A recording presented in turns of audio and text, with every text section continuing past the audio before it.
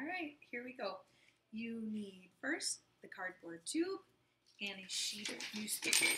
You're going to wrap the newspaper carefully, really tightly around the cardboard tube.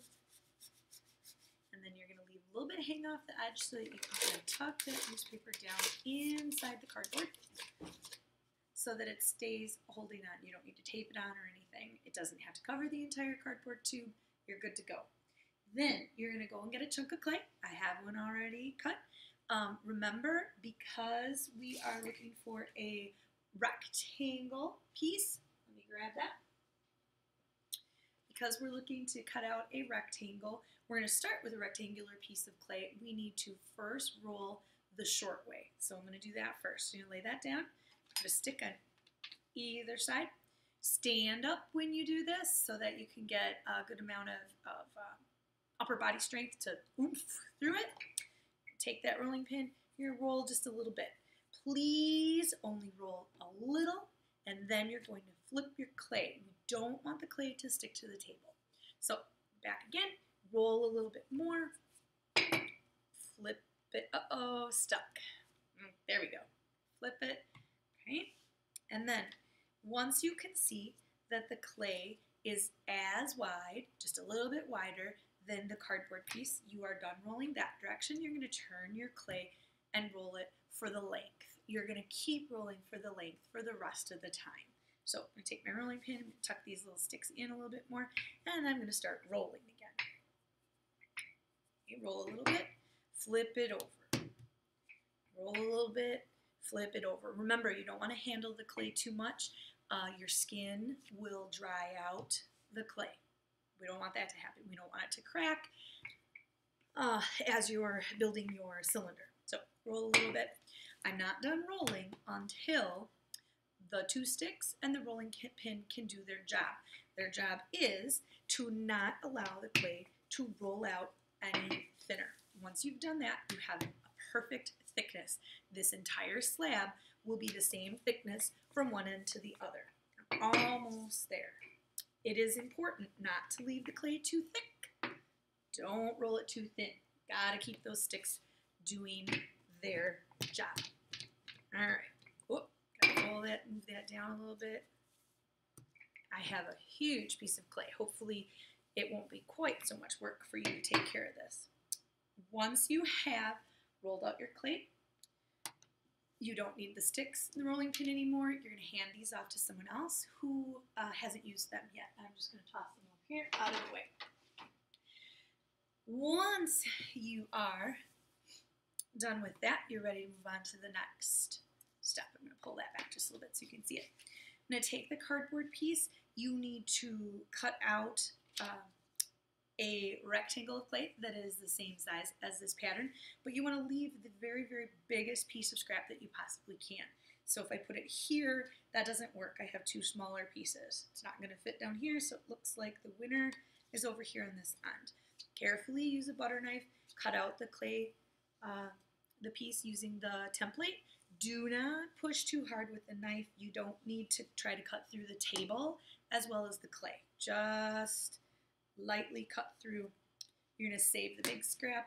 Little scraps go back into the recycle bucket. Remember, I've got the sheet of instructions in the bucket of tools in case you need any extra reminders. I'm done with the cardboard piece. That can go away. I'm going to carefully peel my rectangle of clay up off the table. I'm going to lay the cardboard tube on top. I'm going to leave just a little bit of clay hang off the end, and I'm going to wrap it around. They should, the short edges should meet up pretty closely. What I want to do is score the edges. Remember, that's scratch, scratch, scratch, scratch, scratch, just along the short edges where they are going to be glued together. We want to make kind of like the clay Velcro. We want to increase the surface area of the clay. That allows it to make a better seal. Then I need a little bit of slip. Slip, remember, is just a little bit of water and clay added together. It works like glue. Don't go with too much. Dab, dab, dab. If you scrub at it, you're going to erase your score marks. We don't want to do that. And then you're going to just press the seams together. Too much slip, it's going to ooze out all over, just like Elmer's glue. Think back to elementary school. If you glued a little tiny piece of paper to something, you had to use a half bottle of glue, and it would skate all over. Don't want to do that. Once it's pressed back together, then we make little X's. You're going to stitch up that Frankenstein scar that we have right now. Back and forth, back and forth. You're going to move a little clay from left to right and a little clay from right to left. That will help us to get rid of the seam, not just hide it, but it will also keep the thickness of the clay the same because you're moving a little both ways. Once you've done that, kind of smooth it out with your fingers, get rid of that seam. Then you're ready to move on to the next step. We want to put one end on our project. So you're going to come back to this little scrap of clay. You're going to set it on the scrap, leave extra space in case someone else needs to use your scrap. We're going to trace lightly around the circle. You could use a fork or the knife. I just use my fingernail. Doesn't matter. And then you're going to score the edges where they're going to be glued together. So we're going to fuse this piece of clay to this piece of clay. We're going to score right along the very inside edge of the line that we made. Get that circle. And then again, a little bit of slip, just a little dab. A little dab will do ya, I learned when I taught kindergarten. Okay, then you're going to stand that up, press it down just a little bit, and now, finally, not before you do these steps, but finally now, you're ready to cut out the circle. The two pieces of clay should be kind of temporarily stuck together. I'm going to get this out of the way, get rid of this scrap. That goes into the recycle bucket. And then we have not a very attractive looking cylinder. You can kind of see the edges kind of ugly.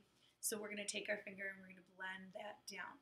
You don't have to scrub back and forth because there's this little extra lip of clay that will allow you to erase the seam without making the layer any thinner.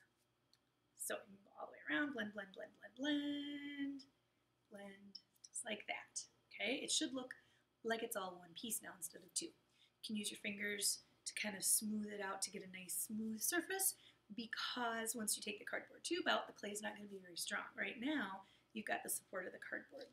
Stand that up, take out the cardboard tube carefully. Done with that. That can go to someone else if someone else is working with you. Take the newspaper. It's kind of got a little suction to the bottom of the clay, or to the inside of the clay, so we're going to twist and lift that out. That is day one of building with the clay. Done. I'm going to move ahead and show you the second day, okay? You're going to get a small chunk of clay. You're going to lay that out, put the sticks on either side, and do the rolling just like we did with the big piece of clay. But then, I'm going to use my scraps. Okay? You're going to have that, just a little piece.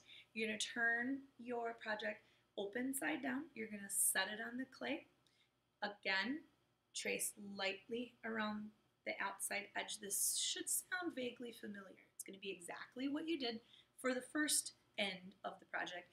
The only difference is no cardboard tube inside, so it's not as strong. You got to be a little extra careful. You're going to score, score, score, score, score around the edges. Make that nice and rough, kind of support the shape a little bit so it doesn't get all stretched out. Score to the inside edge. Score, score, score, score, score. Score, score, score. A little bit of slip. Dab, dab, dab, dab, dab. A little more maybe. Dab, dab, dab. Turn that upside down very gently. Don't squeeze. Press it down just a little bit. Give it a little wiggle. And then you're ready to cut out the circle. Do not cut out the circle before you have the two pieces attached. It does not work as well. Get rid of the scraps. Uh-oh, it's stuck. You can use that little magic scraping tool to get underneath, or you can twist and it'll let go. And then, same thing that you did with the other end, very carefully, you're going to blend that seam down. Blend, blend, blend. Blend, blend, blend, all the way around. Because I'm doing this at the same time, it's a little weaker down here. It did cave in just a little bit, but it's not too bad. You should be okay. Once you're done with that, you kind of smooth things out a little, and then you're ready to move on to the steps that allow you to make this smoother and a little easier to work with. Stay tuned.